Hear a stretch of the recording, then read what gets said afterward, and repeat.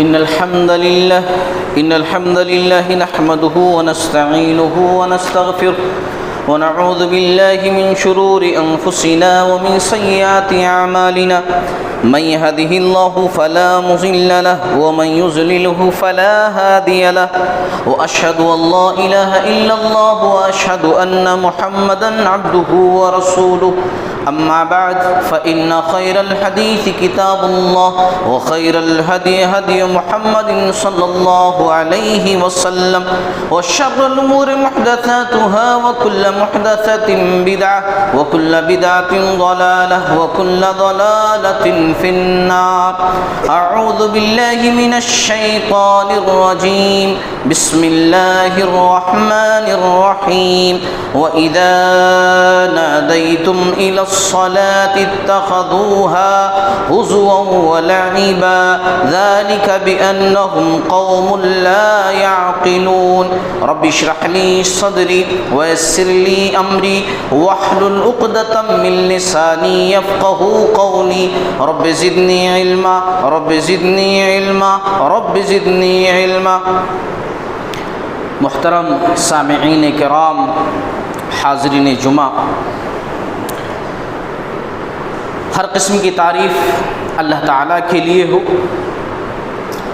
اور انگنت بے شمار درود و سلام کا تحفہ ہو جناب محمد الرسول اللہ صلی اللہ علیہ وسلم پر. میں گواہی دیتا ہوں کہ اللہ تعالیٰ کے سوا کوئی معبود حقیقی نہیں اور جناب محمد الرسول اللہ صلی اللہ علیہ وسلم اللہ کے آخری رسول ہیں. محترم حضرات، آج سے میں جمعہ کے خطبات میں سلسلہ وار خطبات شروع کرنے جا رہا ہوں.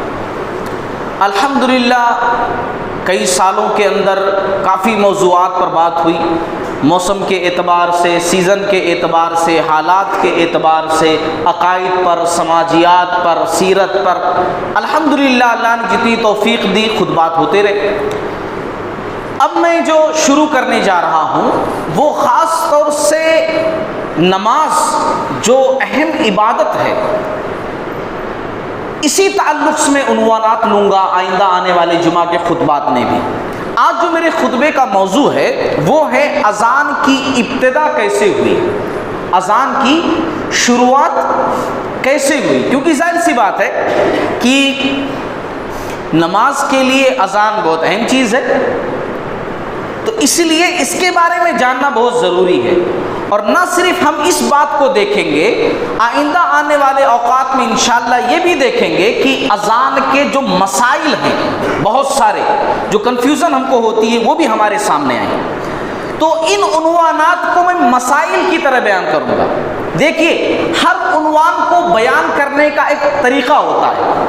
سماجیات کی بات ہوتی ہے تو آدمی الگ انداز سے بیان کرتا ہے، سیرت کی بات ہوتی ہے تو الگ انداز سے بیان کرتا ہے، اور جہاں احکام و مسائل کی بات ہوتی ہے وہاں انداز ایک الگ ہونا چاہیے. تو اس لیے سب سے پہلے تو آج میں آپ لوگوں کو یہ بتاؤں کہ اذان کے معنی کیا ہوتے ہیں.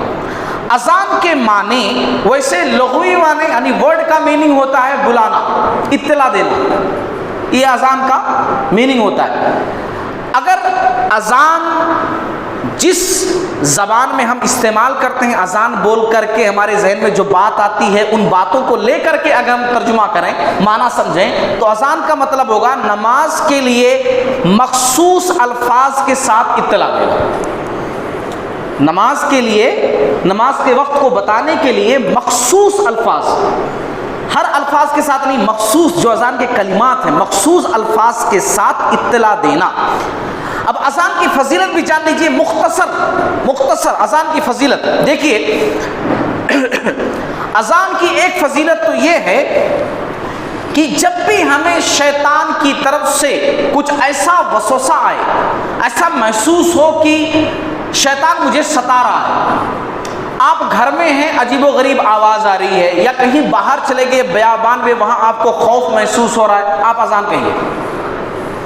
جی ہاں، شریعت سے ثابت بھی ہے. حدیث کے اندر آتا ہے، صحیح مسلم کتاب الصلاۃ کی حدیث ہے، سہیل نامی ایک صاحب تھے، لڑکے تھے بھی، نوجوان تھے، یہ ایک باغ میں گئے، وہاں پر ایسا ان کو لگا کہ کسی نے ان کو آواز دی، باغ میں جا کر ادھر ادھر دیکھا، کوئی نہیں تھا، یہ تھوڑا آپس گھبرا گئے دل کے اندر کہ بھئی کس نے آواز دی، مجھے کس نے پکارا، جبکہ یہاں پر تو کوئی نہیں، دور دور تک کسی کا تھا پتہ نہیں۔ آ کر کے والد صاحب سے بتایا کہ مجھے ایسا سنائی دیا، کسی نے مجھے بتایا ہے، کسی نے مجھے آواز دی ہے، لیکن وہاں تو کوئی نہیں تھا۔ تو ان کے والد صاحب نے کہا کہ بیٹا جب بھی تم کو ایسا محسوس ہو اذان کو، کیونکہ رسول اللہ صلی اللہ علیہ وسلم نے فرمایا ہے کہ اذان کی آواز سن کر کے شیطان بھاگ جاتا ہے۔ اسی طریقے سے اذان کی دوسری فضیلت، شیطان اذان کی آواز سن کر کے بھاگتا ہے اور اتنی دور بھاگ جاتا ہے جہاں اس کو اذان کی آواز سنائی نہ دے۔ صحیح مسلم کی حدیث سے اللہ کے نبی صلی اللہ علیہ وسلم نے فرمایا جب اذان دی جاتی ہے تو شیطان ہوا خارج کرتے ہوئے، یعنی ڈر کر کے، آدمی ہوا خارج کب کرتا؟ بھاگتے ہوئے، بہت زیادہ خوف زدہ ہو کر کے، اللہ کا نام سن کر کے ہوا خارج کرتے ہوئے بھاگتا ہے، اتنی دور بھاگ جاتا ہے جہاں اس کو اذان کی آواز سنائی نہ دے۔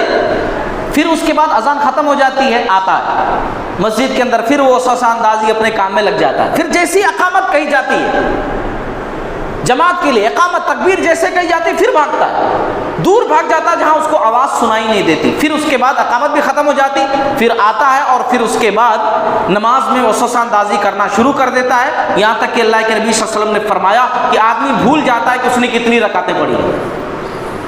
تو اذان کی آواز سن کر کے شیطان بھاگتا ہے۔ اسی طریقے سے صحیح بخاری کی حدیث آپ صلی اللہ علیہ وسلم نے فرمایا اگر لوگ اذان کی اہمیت کو جان لیں، اس کی فضیلت کو جان لیں، تو قرآن اندازی کریں کہ میں اذان کہوں گا۔ لیکن اس کا مطلب یہ نہیں کہ ہر کوئی آدمی کہے بھائی آپ نے حدیث بیان کی میں بھی اذان کہوں گا، نہیں بھائی آپ کو اذان کہنی صحیح سے نہیں آتی، میں نہیں جانتا ہوں کہ آپ کو اذان کہنی آتی، نہیں میں سیکھوں گا۔ یہ سیکھنے کی جگہ نہیں، سیکھنے کی جگہ اور ہے۔ آپ پہلے ٹرینڈ ہو جائیے، ہاں، اور پھر اس کے بعد اطمینان دلا دیجئے کہ میں اذان کہنا اچھی طرح جانتا ہوں، پھر یہاں پر آپ مائک کے سامنے ٹھہریں اذان کہنے کے لیے۔ یہ سیکھنے کی جگہ نہیں ہے کہ اذان یہاں پر آپ سیکھیں، ورنہ لوگوں کے اندر غلط فہمی بہت زیادہ پیدا ہو جائے گی۔ اسی طریقے سے چوتھی فضیلت، اللہ کے نبی صلی اللہ علیہ وسلم کی حدیث سے جو بات معلوم ہوتی ہے کہ مؤذن کی گردن قیامت والے دن لمبی ہوگی۔ لمبی ہونے کا مطلب یہ نہیں ہے کہ بہت بری دکھے گی، کہ آدمی کا جسم اتنا ہو گردن اتنی لمبی ہو جائے۔ سوچو، اصل میں یہ لمبی کہنے کا مطلب یہ ہے کہ اس دن مؤذن لوگ دکھ کر کے آئیں گے کہ یہ لوگ دنیا میں اذان کہا کرتے تھے، یہ ان کی فضیلت ہوگی، دکھ کر کے آئیں گے۔ ایک فضیلت اور بھی ابن ماجہ کی حدیث ہے کہ آپ صلی اللہ علیہ وسلم نے فرمایا جہاں تک مؤذن کی آواز جاتی ہے وہ اللہ کی طرف لوگوں کو بلاتا ہے، ہر چیز چاہے وہ کیڑے مکوڑے کیوں نہ ہو، قیامت والے دن گواہی دیں گے یہ بندہ دنیا کے اندر اللہ تیری طرف بلاتا تھا۔ یہ مؤذن کی اہمیت ہے، اذان کہنے والے کی فضیلت ہے۔ اب چلیے اہم موضوع پر آتے ہیں اختصار کے ساتھ، اذان کی ابتدا کیسے ہوئی؟ ہم سب جانتے ہیں کہ معراج کے موقع پر نماز فرض ہو چکی تھی۔ آپ صلی اللہ علیہ وسلم معراج پر گئے، وہاں اللہ تعالیٰ نے آپ کو نماز دے دی، پہلے 50 وقت کی تھی، پھر تخفیف ہو کر کے 5 وقت میں بدل گئی۔ اللہ کے نبی صلی اللہ علیہ وسلم مکہ کے اندر آئے، وہاں پر بھی نمازیں ہوتی تھیں، مگر نماز کے لیے پہلا تو یہ کہ وہاں سچویشن ایسا تھا کہ کھلی طور پر نماز ادا کرنا بڑا مشکل تھا، لوگ خفیہ طور سے عبادتیں کرتے تھے۔ لیکن جب مدینہ آئے، مدینہ آنے کے بعد ایک باقاعدہ مسجد بنی، مسجد بننے کے بعد ہجرت کا پہلا سال ہی مسجد نبوی تیار ہو گئی، تو لوگ نماز پڑھنے کے لیے جماعت کے ساتھ آنے لگے۔ لیکن ابھی کیسا آتے تھے؟ آتے اس طرح تھے کہ سب اپنے طور سے ہاں بھائی نماز کا ٹائم ہو گیا، چلنا چاہیے، سورج دیکھ کر کے بھائی اتنا ہو گیا، ایسا ٹائم ہو گیا، سب اکٹھا ہو جاتے تھے، بلانے کے لیے کوئی مخصوص طریقہ نہیں تھا۔ تو ایسا بھی ہوتا تھا کہ کوئی آیا جماعت نہیں پا سکا، تو اس میں کافی کنفیوژن ہو جا رہی تھی، پریشانی ہو جا رہی تھی۔ آخرکار ہجرت کا پہلا سال ہی ہے، اللہ کے نبی صلی اللہ علیہ وسلم صحابہ کرام بیٹھے اس مسئلے کو لے کر کے کہ آخر کیا طریقہ اختیار کیا جائے کہ نماز کے لیے سب لوگ جو ہے ایک ٹائم پر اکٹھا ہو جائیں اور سارے لوگ ایک ساتھ نماز ادا کر سکیں۔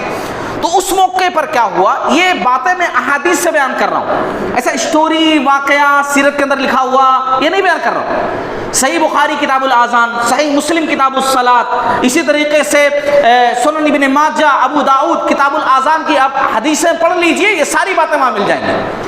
اللہ کے نبی صلی اللہ علیہ وسلم کے سامنے بہت ساری باتیں رکھی گئیں۔ کچھ لوگوں نے کہا کہ اے اللہ کے نبی صلی اللہ علیہ وسلم، ہم لوگ کیا ہے کہ نماز کا ٹائم ہوتے ہی جھنڈا اسے اونچا کر دیں گے، جھنڈا کپڑا باندھ کر کے اونچا کر دیں گے، دور تک لوگ دیکھیں گے، کہیں بھی رہیں گے، بھائی جھنڈا بلند ہو گیا ہے نا، جو آدمی دیکھے گا دوسروں کو بلائے گا، بھائی دیکھو چلو نماز کے لیے، اس طرح سب لوگ اکٹھا ہو جائیں گے۔ آپ صلی اللہ علیہ وسلم نے کہا کہ نہیں، یہ طریقہ صحیح نہیں ہے، کچھ دوسرا۔ تو کسی نے کہا کہ اللہ کے نبی صلی اللہ علیہ وسلم شبور جو ہے بجائیں گے۔ شبور کیا ہے؟ نرسنگا، یہودی اس وقت اپنی عبادت کے لیے بجاتے تھے، وہ ایک آلہ ہوتا تھا ایسا، اس میں آواز پھونکتے تھے تو دور تک آواز جاتی تھی، ہے نا، جس کو عربی کے اندر شبور کہا گیا، وہ بجائیں گے جیسے وہ لوگ کرتے ہیں یہودیاں۔ تو آپ صلی اللہ علیہ وسلم نے کہا نہیں نہیں، وہ تو یہودی کرتے ہیں، ہمارا کچھ الگ ہونا چاہیے۔ پھر آپ صلی اللہ علیہ وسلم کے سامنے کہا گیا کہ عیسائی لوگ ناقوس بجاتے ہیں، دو لکڑیاں آپس میں زور زور سے ٹکراتے ہیں، آواز پیدا ہوتی ہے، تو ہم لوگ بھی ویسا کریں گے۔ تو آپ صلی اللہ علیہ وسلم نے کہا نہیں، یہ تو عیسائی کرتے ہیں۔ کسی نے کہا کہ اللہ کے نبی صلی اللہ علیہ وسلم آگ جلائیں گے، دن کے وقت دھوئیں سے لوگوں کو معلوم ہو جائے گا اور رات کے وقت اجالے سے معلوم ہو جائے گا، آ جائیں گے لوگ نماز پڑھنے کے لیے۔ تو آپ صلی اللہ علیہ وسلم نے کہا نہیں، یہ تو مجوسی کرتے ہیں۔ اب آپ دیکھو، آپ صلی اللہ علیہ وسلم نے ساری باتوں کو ریجیکٹ کر دیا کہ یہ ان کا طریقہ، ان کا طریقہ، ان کا طریقہ۔ میں کچھ نہیں کہوں گا، میں اگر کہوں گا تو لوگوں کو شکایت ہوگی۔ اللہ نے آپ کو عقل دی ہے، شعور دیا ہے، آپ مسلمان ہیں، خود ہی سوچیں کہ آج رمضان کے مہینے میں ہم لوگ جو سائرن بجاتے ہیں، کیا یہ اسلامی طریقے کے مطابق ہے یا نہیں؟ میں کچھ نہیں کہوں گا، میں نہیں کہوں گا، کیونکہ میں کہوں گا تو لوگوں کو شکایت ہوگی کہ میں ایسا کہہ رہا ہوں، ایسا کہہ رہا ہوں۔ میں حدیث سنا رہا ہوں، حدیث سنیے، حدیث سنی۔ آپ صلی اللہ علیہ وسلم نے ریجیکٹ کر دیا، نہیں یہ تو ان کا ہے، یہ ان کا طریقہ ہے، یہ ان کا طریقہ ہے، میں نہیں لوں گا ان طریقوں۔ یہ باتیں چل رہی تھی اس موقع پر عمر بن خطاب رضی اللہ تعالیٰ عنہ نے کہا کہ اللہ کے نبی صلی اللہ علیہ وسلم کیا کرتے ہیں، نماز کا ٹائم ہوتے ہی کسی ایک کو بازار میں، گلیوں میں آواز لگانے کے لیے بھیج دیں گے، الصلاۃ جامعۃ، چلو نماز کے لیے، ہے نا، نماز اکٹھا کرنے والی ہے، جمع کرنے والی، چلو نماز کے لیے، سب لوگ اکٹھا ہو جائیں گے۔ بہرحال اس پر عمل ہوتا رہا، اس پر عمل ہوتا رہا۔ چند دن کی بات ہے، اس بیچ میں جو ہے ایک صحابی ہیں عبداللہ بن زید بن عبد الربہ، پھر سے میں نام لوں، عبداللہ بن زید بن عبد الربہ، یہ ایک صحابی ہیں۔ انہوں نے 3 دن تک، حدیث کے اندر جو ہے 3 دن تک خواب میں دیکھا۔ کیا دیکھا انہوں نے خواب میں یہ دیکھا کہ ایک آدمی ہے، 2 سبز کپڑے پہنے ہوئے ہیں، ہرے رنگ کا کپڑا پہنے ہوئے ہے، اور وہ کیا ہے کہ نرسنگا لے کر جا رہا ہے، کوئی ایسا آلہ لے کر جا رہا ہے جس میں آواز لگائی جاتی ہے۔ تو کہا بھائی یہ مجھے دے دو۔ یہ جو ہے ابھی سچویشن مدینہ کے اندر یہی چل رہی تھی کہ اذان کے الفاظ نہیں تھے، مطلب کیسے لوگوں کو بلایا جائے نماز کے لیے۔ تو اسی سچویشن میں انہوں نے خواب میں دیکھا اور اس سے مانگنے کے لگے خواب میں۔ تو اس شخص نے کہا کیا کرو گے؟ تو کہا کہ کچھ ہم اس بارے میں ڈسکس کر رہے ہیں، مشورہ کر رہے ہیں، ہم رسول اللہ صلی اللہ علیہ وسلم کے سامنے اس کو پیش کریں گے کہ یہ ٹھیک ہے کہ نہیں ٹھیک ہے۔ تو کہا کہ جب تم کو عبادت کے واسطے استعمال کرنا ہے تو میں تم کو اور بہتر چیز نہ بتا دوں اس سے؟ تو کہا بتاؤ۔ یہ خواب کی بات ہے، عبداللہ بن زید نے خواب میں دیکھا، کہا بتاؤ۔ تو اس شخص نے کیا کیا کہ اذان کے کلمات سکھائے۔ کون سے اذان کے کلمات؟ یہی جو ہم لوگ کہتے ہیں، ابھی آپ لوگوں نے سنا اذان کے کلمات۔ اب اس کو میں ریپیٹ کروں گا تو وقت زیادہ میرا نکل جائے گا، اس لیے آپ لوگ جو جانتے ہیں وہ صرف اشارہ کر دے رہا ہوں۔ سیم ایسے ہی اذان، یہ اذان ہوئی نا، ایسے ہی اذان کہہ کر کے اس شخص نے خواب میں بتلایا، اور اقامت بھی بتلایا۔ اقامت کون سا؟ اللہ اکبر، اللہ اکبر، اشہد ان لا الہ الا اللہ، اشہد ان محمد رسول اللہ، حی علی الصلاۃ، حی علی الفلاح، قد قامت الصلاۃ، قد قامت الصلاۃ، اللہ اکبر، اللہ اکبر، لا الہ الا اللہ۔ اکہری تکبیر جس کو کہتے ہیں، سنگل اقامت جس کو کہتے ہیں، یہ یعنی نارمل اذان اور اس کے ساتھ سنگل تکبیر والی اقامت سکھائی۔ اب یہ جب جان گئے تو انہوں نے کیا کیا، صبح صبح خواب دیکھنے کے بعد، خواب دیکھے، جاگے، آپ صلی اللہ علیہ وسلم کے پاس آئے اور آپ صلی اللہ علیہ وسلم سے کہا، اللہ کے نبی صلی اللہ علیہ وسلم میں نے ایسا ایسا خواب دیکھا ہے۔ اب یہاں بات کو روک کر کے ایک چیز اور میں بتلا دوں، سیم یہی خواب عمر بن خطاب رضی اللہ تعالیٰ عنہ بھی دیکھے، سیم بالکل یہی سیم ٹو سیم خواب عمر بن خطاب رضی اللہ تعالیٰ عنہ بھی دیکھے، اور وہ بھی آپ صلی اللہ علیہ وسلم کو بتانے کے لیے نکلے کہ میں جو خواب دیکھا ہوں آپ صلی اللہ علیہ وسلم کو بتاؤں، کہ خواب میں ایک بندے نے مجھے اس طرح بتایا ہے کہ نماز کے لیے اس طرح بلاؤ، لیکن جب یہ پہنچے تو کیا سنتے ہیں کہ اس موقع پر اللہ کے نبی صلی اللہ علیہ وسلم عبداللہ بن زید کو حکم دے چکے کہ ماشاءاللہ یہ اللہ کی طرف سے سچا خواب ہے۔ ان کا خواب دیکھنا صحابی کا یہ شریعت کی دلیل نہیں تھی، لیکن اس خواب پر جو رسول اللہ صلی اللہ علیہ وسلم کی مہر لگ گئی کہ ہاں یہ سچا خواب ہے، یہ اصل شریعت کی دلیل ہو گئی، یہ شریعت کی دلیل ہوگی۔ آج کوئی آدمی خواب دیکھے بولو وہ تو اذان بھی خواب میں ہوا تھا نا، میں بھی خواب دیکھا تو سیم نہیں، اس خواب پر رسول اللہ صلی اللہ علیہ وسلم کی مہر لگ گئی کہ آپ صلی اللہ علیہ وسلم نے کہا سچا خواب ہے، سچا خواب، صحیح خواب۔ جاؤ، بلال کی آواز بہت بلند ہے، تمہاری آواز دھیمی ہے، بلال کی آواز بلند ہے، ان کو یہ الفاظ سکھاؤ اور بلال اذان کہیں۔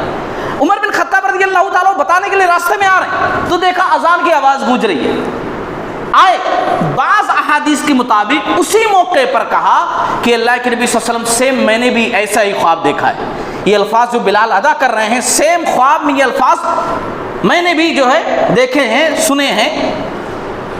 بعض احادیث کے مطابق جو ابو داؤد کے اندر ہے اور باقاعدہ اس میں منشن لکھا ہوا ہے، 20 دن کے بعد عمر بن خطاب رضی اللہ تعالیٰ عنہ نے آپ صلی اللہ علیہ وسلم سے کہا کہ میں نے بھی سیم ایسے ہی خواب دیکھا تھا۔ آپ صلی اللہ علیہ وسلم نے کہا پھر بتایا کیوں نہیں؟ تو کہا اس لیے کہ اب انہوں سبقت لے گئے، وہ پہلے پہنچ گئے تھے تو مجھے ذرا حیا آئی کہ میں بھی بولوں کہ میں بھی دیکھا تھا، ہے نا، میں بھی دیکھا تھا۔ اب دیکھو علم والے تھے وہ لوگ، ہے نا، حالانکہ سچی بات ہے، لیکن پھر بھی جب انہوں پہلے پہل کر دیے تو میں کہیں کو۔ تو اس طریقے سے اذان کی ابتدا ہوئی، اذان کی جو ہے شروعات ہوئی۔ اس میں خاص طور سے ایک پوائنٹ کی بات ہمیشہ یاد رکھیے کہ یہ ہجرت کے پہلے سال کا واقعہ ہے، مسجد نبوی بنائی گئی اس کے بعد ہی کا واقعہ ہے، ہجرت کے پہلے سال کا واقعہ ہے، اور یہ عمر بن خطاب رضی اللہ تعالیٰ عنہ، عبداللہ بن زید رضی اللہ تعالیٰ عنہ، دو لوگوں نے دیکھا یہ جو اذان ہم لوگ کہتے ہیں اس طرح اذان اور اکہری تکبیر، ڈبل والی نہیں، اکہری تکبیر، اکہری اقامت والی اس کے ساتھ۔ چلیے اب بات کو میں ذرا آگے بڑھاتا ہوں۔ سن 8 ہجری کا واقعہ ہے، وقت بہت کم ہے، مختصر انداز میں بیان کرتا ہوں۔ سن 8 ہجری کا واقعہ، اللہ کے نبی صلی اللہ علیہ وسلم مکہ فتح کر چکے ہیں، حنین کی جنگ سے واپس آ رہے ہیں، فتح مکہ حنین، واپسی ہو رہی ہے مدینہ کی طرف۔ راستے میں ایک نوجوان جن کا نام ابو محذورہ ہے، انہوں نے اللہ کے نبی صلی اللہ علیہ وسلم سے کہا مجھے اذان سکھا دیجئے۔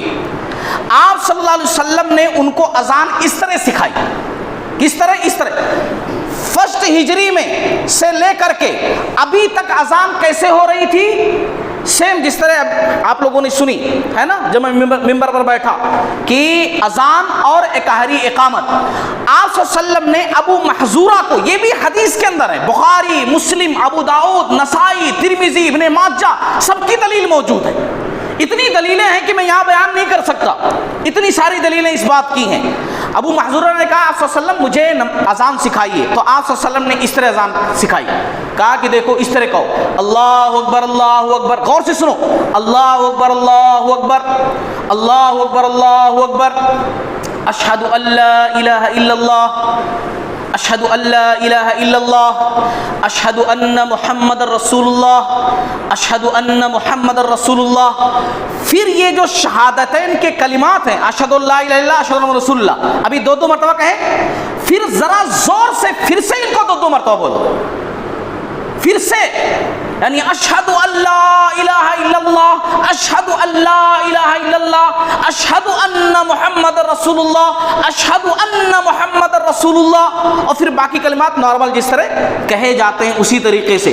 اس کو کہتے ہیں ترجیح والی اذان۔ اس کو کیا کہتے ہیں؟ ترجیح والی اذان۔ ہم میں سے بہت سارے لوگوں نے سنی بھی نہیں ہوگی، ہماری مسجد کے اندر ہمارے ایک بھائی بڑے مخلص ہے، انہوں نے کہنا شروع کیا تھا، بعض اوقات وہ کہہ رہے تھے، میں نے ان کو روک دیا کیونکہ لوگ جانتے نہیں، کنفیوز ہو جائیں گے، ویسے بھی لوگ بغیر جانے مجھے انگلی اٹھاتے رہتے ہیں، اور اہل حدیث مسجد سے دیکھو ایسا ہو رہا ویسا ہو رہا، کیونکہ آج تک جانے ہی نہیں۔ اب یہ سنیں گے تو بولیں گے لو اذان بھی بدل دیے، کیونکہ ان کو پتہ ہی نہیں ہے کہ یہ بھی اذان ہے، حالانکہ باہر جو لوگ گئے ہیں ان کو ضرور معلوم ہوگا، کیونکہ بہت ساری مسجدوں کے اندر باہر آج بھی اذان ہوتی ہے ترجیح والی، مگر یہاں نرمل وغیرہ کے اندر، ہمارے جو ہے ہندوستان وغیرہ کے اندر ہوتا ہی نہیں ہے، اس لیے لوگ جانتے ہی نہیں ہیں، لوگ کنفیوز ہو جائیں گے، تو اسی لیے جو ہے میں نے ان کو روک دیا۔ آئندہ اگر کبھی اذان یہ سنیں تو آپ لوگ کنفیوز براہ مہربانی مت ہوئیے گا، حدیث کے اندر دلیل ہے۔ اس کو ترجیح والی اذان اس لیے کہتے ہیں کیونکہ اس میں دوبارہ پلٹنا رہتا ہے، اشہد ان لا الہ الا اللہ 2 مرتبہ بول دیے، پھر اشہد ان محمد رسول اللہ 2 مرتبہ بول دیے، پھر ذرا زور سے پھر سے ان کو 2 مرتبہ جو پلٹ کر پھر بولنا رہتا نا، اس لیے ان کو ترجیح والی اذان کہتے ہیں۔ اچھا، آپ صلی اللہ علیہ وسلم نے اذان یہ سکھا دی، اقامت اس کے ساتھ کیا سکھائی؟ اقامت ڈبل والی سکھائی، ڈبل والی اقامت۔ اب سنو، اس لیے میں کہہ رہا ہوں غور سے سنو باتوں کو۔ ڈبل والی اقامت کا مطلب اللہ اکبر اللہ اکبر اللہ اکبر اللہ اکبر، اشہد ان لا الہ الا اللہ اشہد ان لا الہ الا اللہ اشہد ان محمد رسول اللہ اشہد ان محمد رسول اللہ، حی علی الصلاۃ حی علی الصلاۃ حی علی الفلاح حی علی الفلاح، قد قامت الصلاۃ قد قامت الصلاۃ، اللہ اکبر لا الہ، یعنی کہ جو ڈبل عام طور سے اس مسجد کو چھوڑ کر دوسری مسجدوں میں جو آپ اقامت سنتے ہیں نا، ویسی اقامت سکھائی۔ نارمل بلال رضی اللہ تعالیٰ عنہ جو اذان کہتے تھے، اس میں نارمل اذان، جس طرح اذان ہم لوگ سنتے ہیں عام طور سے ہر جگہ ہوتی ہے، اس کے ساتھ سنگل تکبیر، سنگل اقامت، ترجیح والی اذان کے ساتھ ڈبل اقامت، ڈبل الفاظ کے ساتھ، ڈبل جملوں کے ساتھ اقامت۔ اب اس حدیث کے بارے میں جو لوگ ترجیح والی اذان کو مانتے ہی نہیں، کیا بولتے ہیں کہ نہیں وہ آپ صلی اللہ علیہ وسلم نے اصل میں بار بار ان کو سمجھانے کے لیے کہا ہوگا، وہ کنفیوز ہو کر ایسا اذان کہہ دیے، ایسا حدیث انہوں بیان کر دی۔ اب میرا سوال ان لوگوں سے اتنا ہے کہ اللہ کے نبی صلی اللہ علیہ وسلم نے 8 ہجری میں ان کو جو ہے اذان سکھائی ترجیح والی، مکہ کے اندر ان کو مؤذن مقرر کیا آپ صلی اللہ علیہ وسلم نے، انہوں نے باقاعدہ خود کہا اللہ کے رسول صلی اللہ علیہ وسلم مؤذن مجھے مقرر کر دیجئے، مؤذن مقرر کر دیا آپ صلی اللہ علیہ وسلم نے، اور برابر ان کی وفات 59 ہجری کو ہوئی ہے، برابر وہ مؤذن رہے، ترجیح والی اذان کہتے رہے، صحابہ سنتے رہے، اس وقت کے تابعین سنتے رہے، رسول اللہ صلی اللہ علیہ وسلم جب تک رہے تب تک آپ صلی اللہ علیہ وسلم کو معلوم تھا کہ وہ ایسی ہی اذان کہتے ہیں۔ پھر ذرا سوچو کہ وہ غلط تھی اذان، آپ صلی اللہ علیہ وسلم کو پتہ نہیں چل جاتا کہ وہ غلط اذان کہہ رہے ہیں؟ صحابہ کرام نہیں ٹوکتے تھے، مکہ کے گورنر نہیں ٹوکتے تھے اس وقت کہ غلط اذان کہہ رہے۔ آج لوگ کہہ رہے ہیں نہیں وہ غلط سمجھ لیے، آپ صلی اللہ علیہ وسلم بار بار جو ریپیٹ کیے ان کے سامنے وہ سمجھانے کے لیے، مگر انہوں نے غلط بول دی۔ اچھا، اب ایک بہت اہم چیز سمجھیے کہ ڈبل اقامت والی جو الفاظ ہیں نا، صرف ترجیح والی اذان کے اندر ہی ہیں۔ اذان ہمارے پاس، ہماری مسجد کو چھوڑ کر میں کہہ رہا ہوں، میں کسی کی برائی نہیں بیان کر رہا ہوں، میں حقیقت آپ لوگوں کو بیان کرنا چاہ رہا ہوں۔ اذان ساری مسجدوں کے اندر ایسی ہوتی ہے جیسے ابھی آپ لوگوں نے سنی، سب ایسی اذان کہتے ہیں، ترجیح والی اذان کوئی نہیں کہتے۔